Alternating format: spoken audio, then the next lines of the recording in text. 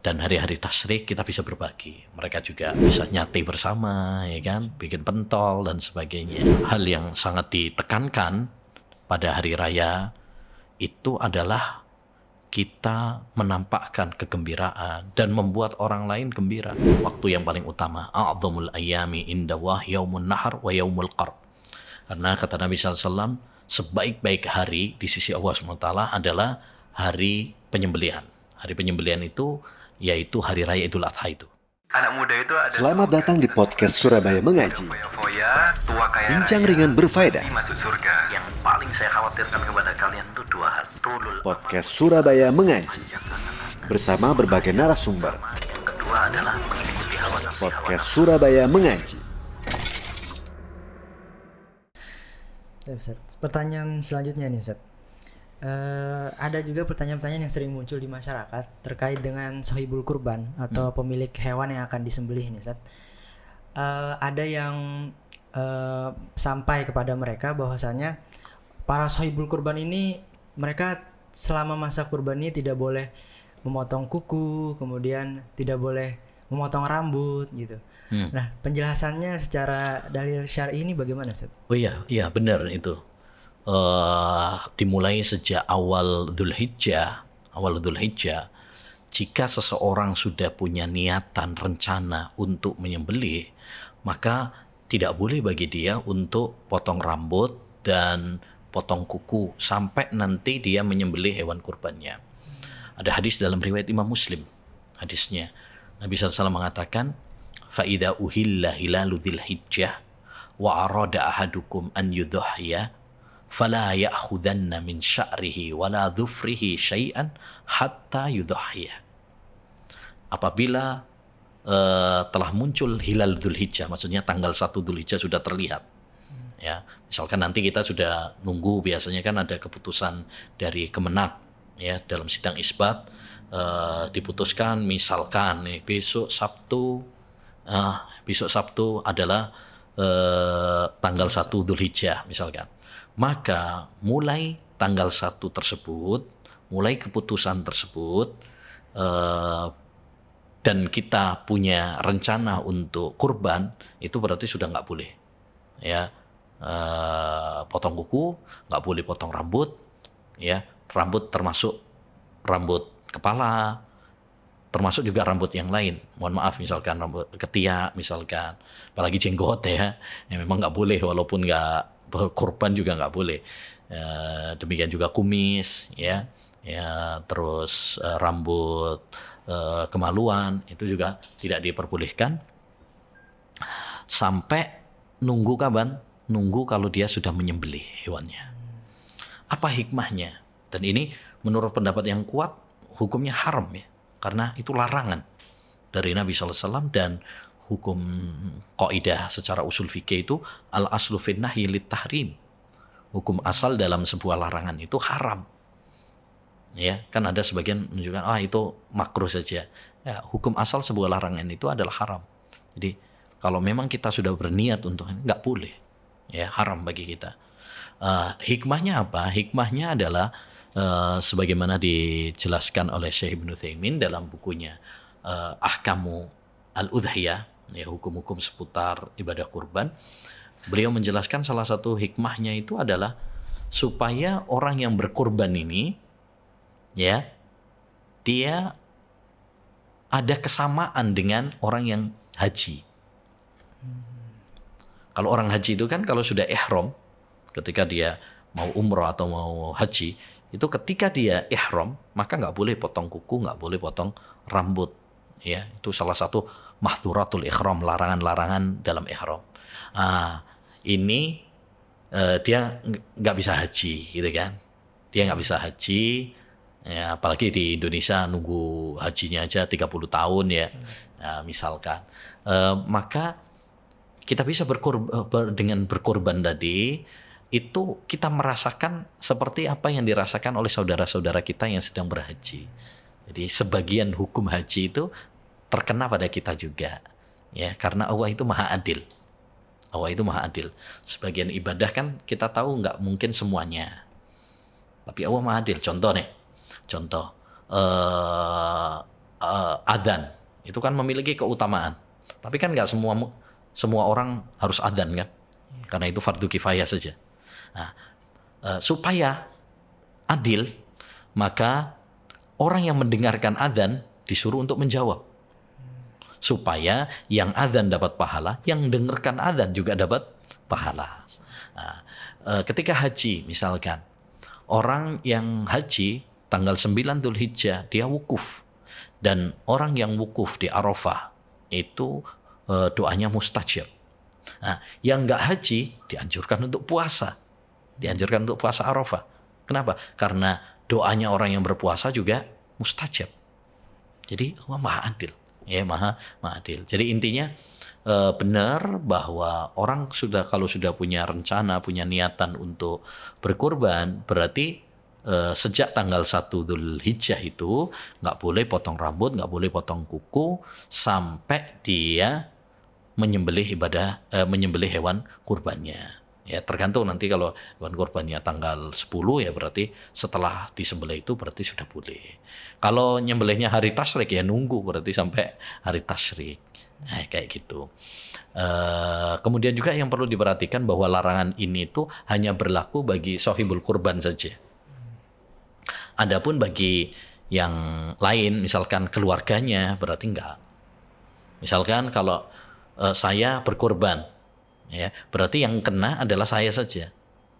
Adapun keluarga saya enggak. Sebagian orang kadang salah paham, ya dia yang larangan itu berlaku juga untuk keluarganya, semua keluarganya. Ini tidak benar. Ya, yang benar adalah untuk yang sohibul kurban saja.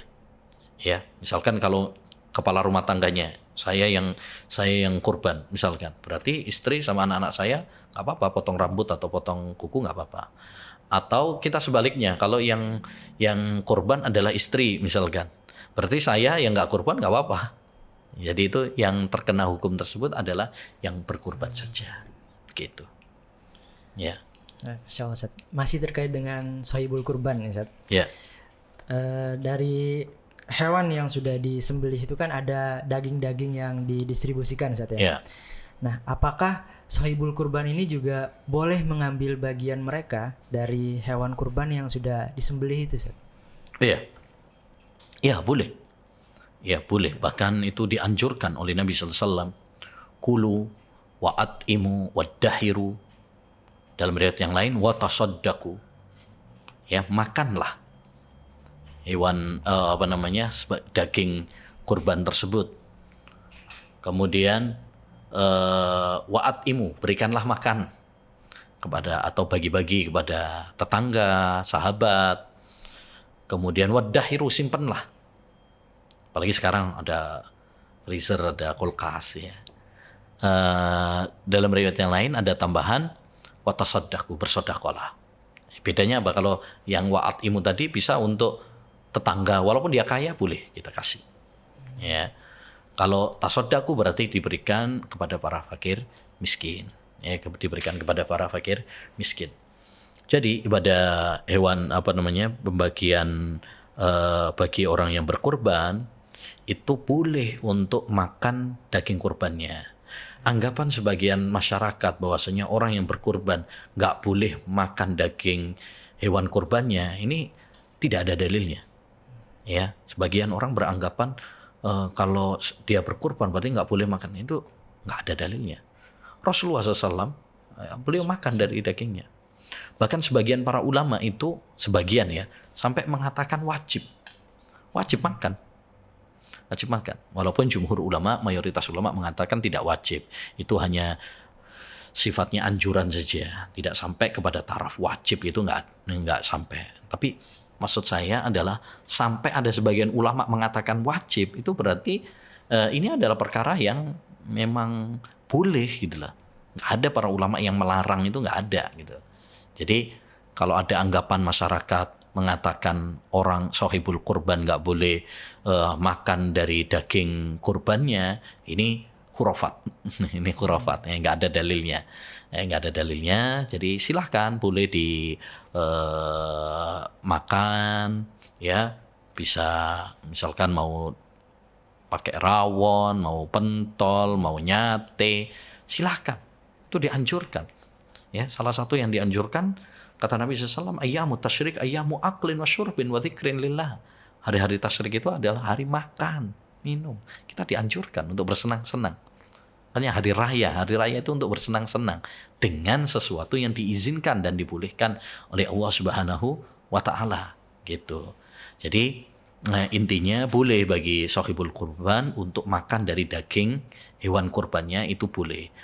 Siapa yang mengatakan dilarang makan dari daging hewan kurban, maka dia kita tuntut untuk mendatangkan dalilnya. Mana dalil yang melarang? Gitu.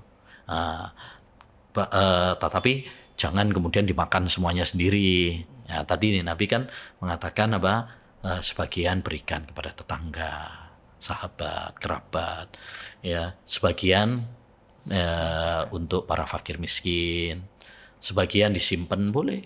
Jadi terserah saja, nggak ada ukurannya secara pasti juga. Jadi dibagi 3 atau dibagi 4 misalkan, itu tidak ada secara pasti, yaitu hanya pendapat sebagian ulama saja. Tapi dari Nabi SAW setahu kami tidak ada. Jadi ya intinya boleh untuk dimakan, ya, sahibul kurban itu boleh untuk makan daging hewan kurbannya, ya, cuma ya kalau bisa jangan dimakan sendiri. Sebagian ada yang dibagi, sebagian ada yang disedekahkan untuk para fakir miskin, ya. Wallahu a'lam.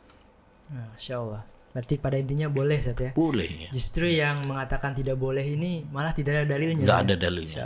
Siapa yang melarang kita tuntut untuk dalil. Bahkan dianjurkan tadi.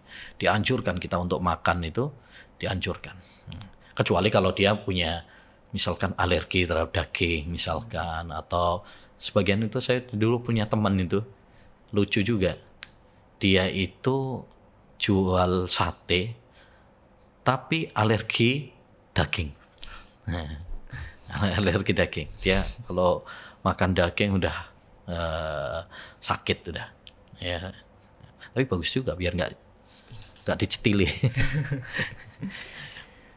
Selanjutnya, bagaimana jika kita atau ada keluarga atau saudara kita, Ustaz, yang di tahun-tahun sebelumnya merayakan Idul Kurban bersama kita, namun qadarullah di tahun ini mereka meninggal, dipanggil Allah Subhanahu wa taala, dan semasa hidupnya belum sempat untuk melakukan ibadah kurban ini, Ustaz. Apakah dalam syariat Islam ini ada disyariatkan bagi kita untuk bisa menyembelih hewan kurban atas nama keluarga kita yang sudah meninggal atau orang tua kita yang sudah meninggal, Ustaz? Ya. Ini tentang hukum kurban untuk yang sudah meninggal dunia itu masalah fikih, ya. Masalah fikih yang diperselisihkan oleh para ulama rahimahum wa ta'ala. Tapi bisa kita petakan masalah ini menjadi 3 keadaan. Keadaan yang pertama, kalau seorang berkorban atas nama mayit yang sudah meninggal dunia, tapi sifatnya diikut sertakan. Maksudnya diikut sertakan itu begini. Jadi saya, bapak ibu saya sudah meninggal dunia, tapi saya berkorban untuk diri saya. Kemudian saya ikut sertakan bapak dan ibu saya. Jadi misalkan saya mengatakan ini kurban saya, kemudian dan juga pahalanya saya ikut sertakan bapak dan ibu saya yang sudah meninggal. Ini hukumnya boleh. Ini hukumnya boleh. Seperti Nabi SAW dulu, pernah beliau berkorban, kemudian mengatakan, Allahumma taqabbal minni, ya, wa min ali Muhammad, ya, wa min ummati alladzina lam yudhahi. Atau kama qala sallallahu alaihi wasallam. Ya Allah, terimalah ini sembelihan kurban dariku, dari keluargaku, keluarga Muhammad, dan dari umatku yang belum menyembelih. Nah, umatnya Nabi yang belum menyembelih ini, ada yang sudah meninggal, ada yang masih hidup gitu kan. Nah, jadi itu diikut sertakan dalam pahala. Itu boleh. Jadi dan ini yang lebih bagus ya. Supaya apa? Supaya kita yang masih hidup juga tetap dapat pahala, yang sudah meninggal juga dapat pahala. Gitu. Yang kedua adalah kalau kita berkorban untuk mayit yang sudah meninggal dunia karena sebab wasiat. Ini bapak kita sebelum meninggal dia sudah berwasiat. Ya. Nak, nanti kalau bapak udah meninggal dunia, ya tolong korbankan ya untuk bapak misalkan. Ya, dia punya wasiat, maka hendaknya bagi kita untuk menjalankan wasiat tersebut. Untuk menjalankan wasiat, dan itu insya Allah sampai, karena itu adalah wasiat. Mimba diwasiatin yusa biha udain. Ya, setelah wasiat dan hutang yang diselesaikan. Jadi hendaknya sebagian dari harta almarhum ya kita ambilkan untuk ibadah kurban, dan itu juga diperbolehkan karena untuk menjalankan wasiat. Yang ketiga adalah kalau seseorang berkurban untuk si mayit, bukan karena diikut sertakan, bukan karena wasiat. Nah, ini yang menjadi perselisihan di kalangan para ulama. Sebagian para ulama membolehkan karena menganggap ini seperti sedekah. Sama halnya seperti kalau seseorang bersedekah untuk yang sudah meninggal, kan itu boleh.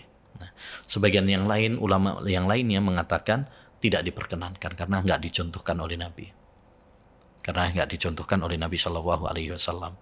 Nabi udah meninggal dunia, misalkan Khadijah, ya, atau paman beliau Hamzah, ya kan? Tapi tidak dinukil bahwa Nabi Shallallahu Alaihi Wasallam berkorban untuk mereka yang sudah meninggal dunia. Ala kulli hal, ya, ala kulli hal, mungkin yang lebih bagus, lebih hati-hati adalah cara yang pertama. Kalau memang kita ingin untuk berkorban untuk yang sudah meninggal dunia, pakai cara yang pertama saja, yaitu ikut sertakan dia dalam pahala, ya. Karena kalau yang ketiga ini masih ada perselisihan, dan lebih hati-hati adalah kita tidak berkorban untuk yang sudah meninggal dunia. Itu yang lebih hati-hati. Kenapa? Karena sebenarnya yang lebih butuh pahala itu kita yang masih hidup ini juga lebih butuh pahala gitu. Ya, untuk apa kita sibuk menghadiahkan kepada yang lain? Emangnya kita nggak butuh pahala? Kita juga butuh pahala yang masih hidup ini. Gitu. Ya, kecuali tadi kalau wasiat atau karena diikut sertakan. Jadi sebaiknya ya tidak berkorban untuk yang sudah meninggal kecuali kalau wasiat atau diikut sertakan. Wallahu a'lam. Insyaallah. Berarti boleh jika diikut sertakan. Ya. Insyaallah. Nah, yang terakhir nih Ustaz. Nasihat bagi saudara-saudara kita di luar sana yang pada dasarnya mereka punya kemampuan, Ustaz.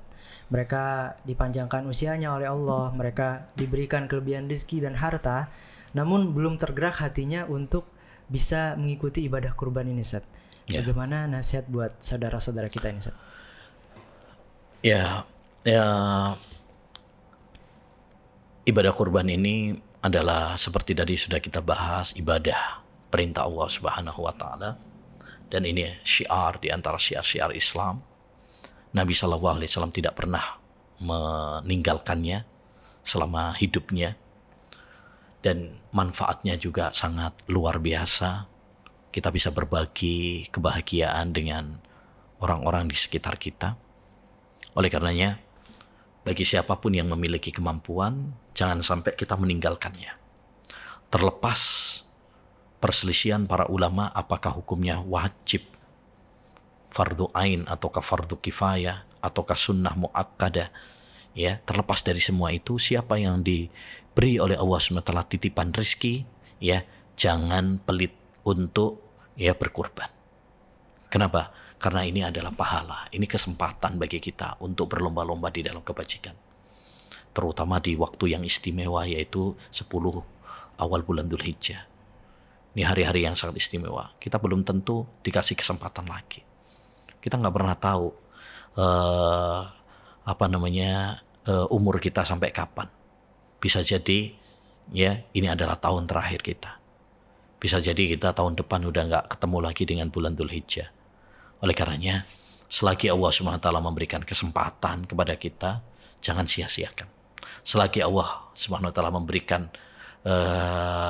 harta kepada kita, kekayaan, kemampuan, jangan tunda-tunda.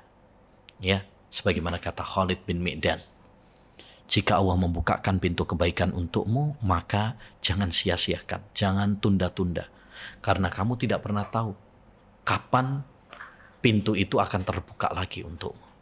Ya, maka nasihat saya untuk diri saya pribadi dan untuk saudara-saudari saya dimanapun berada yang diberi kelebihan oleh Allah rezeki, ya, ayo kita hidupkan, kita semarakkan ibadah kurban ini, ya, hilangkan bakhil, kikir dari diri kita, ya, kita harus memberanikan diri kita ini untuk bersedekah, untuk berkorban.